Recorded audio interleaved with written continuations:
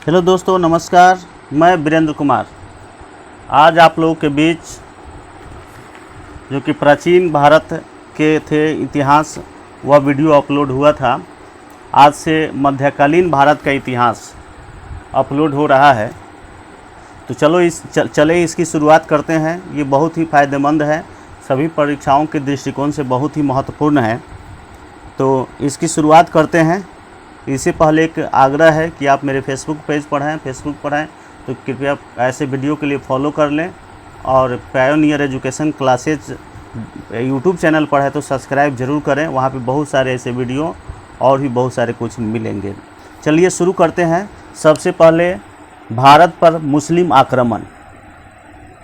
भारत पर आक्रमण करने वाले प्रथम मुस्लिम आक्रमणकारी मूलतः भारत के निवासी थे। मूलतः कहाँ के निवासी थे? भारत पर आक्रमण करने वाले प्रथम मुस्लिम आक्रमणकारी मूलतः कहाँ के निवासी थे? तो इसका सही उत्तर होगा अरब के। 711 में भारत पर सर्वप्रथम मुस्लिम आक्रमण किसके नेतृत्व में किया गया? तो इसका सही उत्तर होगा उबैदुल्लाह। वर्ष 711 में भारत पर सर्वप्रथम मुस्लिम आक्रमण किसके नेतृत्व में किया गया? तो इसका सही उत्तर होगा उबैदुल्लाह।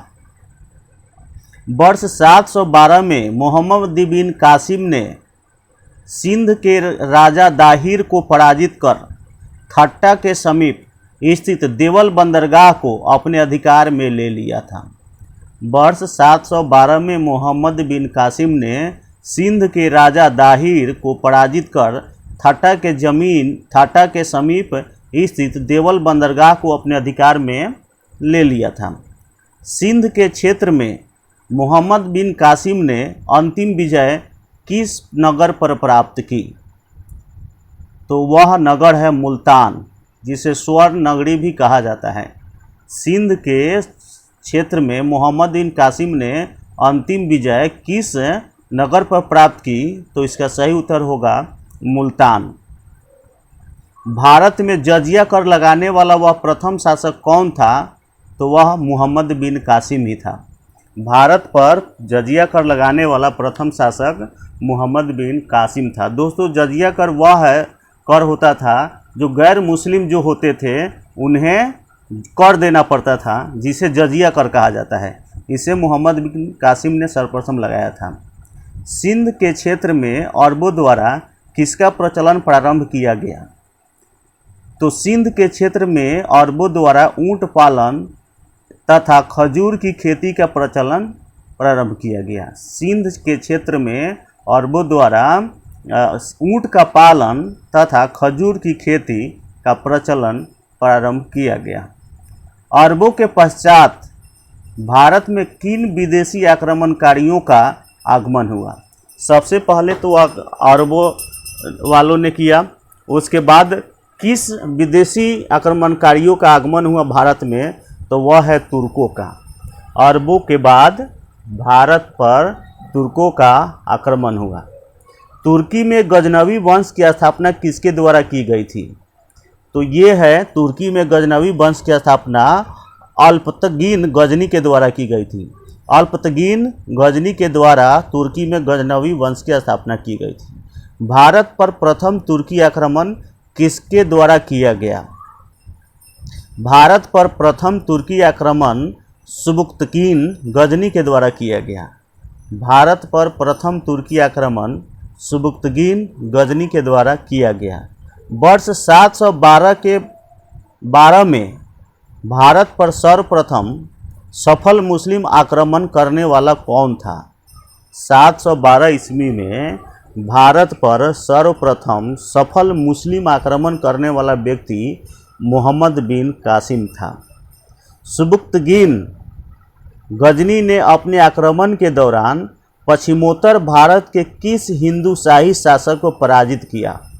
सुबुक्तगीन गजनी ने अपने आक्रमण के दौरान पश्चिमोत्तर भारत के हिंदू शाही शासक जयपाल को पराजित किया था। महमूद गजनवी द्वारा वर्ष 1025 में सोमनाथ के मंदिर पर किए गए आक्रमण के दौरान गुजरात का शासक कौन था? तो वह भीम प्रथम था। मोहम्मद गजनवी ने एक भयंकर आक्रमण किया था जो सोमनाथ के मंदिर पर 1025 ईस्वी में। वह उस समय वहाँ का शासक जो था वह भीम प्रथम था। मोहम्मद गजनवी ने भारत पर 1000 से 1027 ईस्वी के मध्य 17 बार आक्रमण किया। इसके आक्रमण का मुख्य उद्देश्य भारत की धन संपदा को लूटना था, न कि साम्राज्य की स्थापना करना था। मोहम्मद गजनवी के साथ भारत आने वाला प्रसिद्ध इतिहासकार कौन था?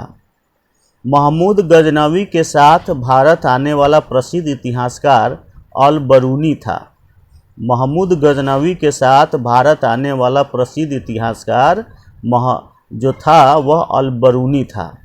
अल बरूनी द्वारा किताब उल हिंद, उतवी द्वारा किताब उल यामिनी और फिरदौसी द्वारा शाहनामा नामक पुस्तक की रचना की गई थी।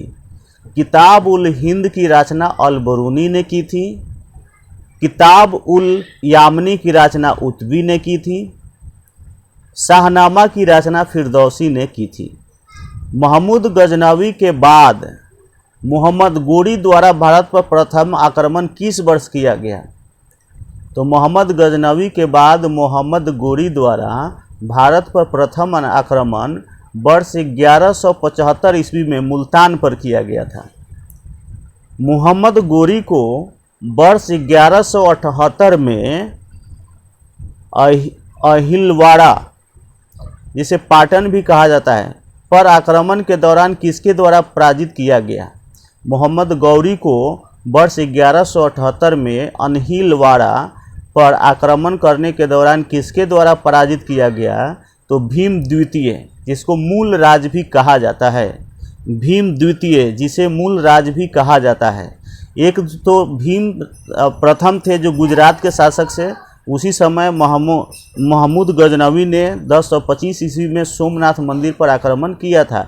ये भीम द्वितीय हैं जो मोहम्मद गोरी को वर्ष 1178 ईस्वी में अहिलवाड़ा पर आक्रमण करने के दौरान पराजित किया था। तराइन का प्रथम युद्ध और जो द्वितीय युद्ध लड़ा गया था वह मोहम्मद गौरी और पृथ्वीराज के बीच लड़ा गया था। तराइन का प्रथम युद्ध 1191 ईस्वी में मोहम्मद गोरी इसमें पराजित हुआ था।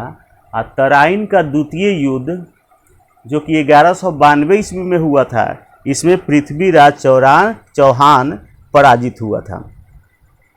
मोहम्मद गोरी ने कनौज के शासक जयचंद्र को किस युद्ध में पराजित किया? मोहम्मद गोरी ने कनौज के शासक जयचंद्र को किस युद्ध में पराजित किया? तो वह युद्ध था चंदावर के युद्ध। मोहम्मद गौरी ने चंदावर के युद्ध में 1194 ईस्वी में कनौज के शासक जयचंद्र को पराजित किया था।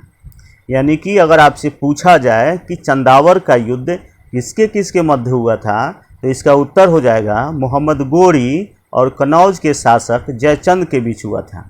अगर ये प्रश्न पूछा जाए कि चंदावर का युद्ध कब हुआ था, तो इसका सही उत्तर होगा 1194 ईस्वी में।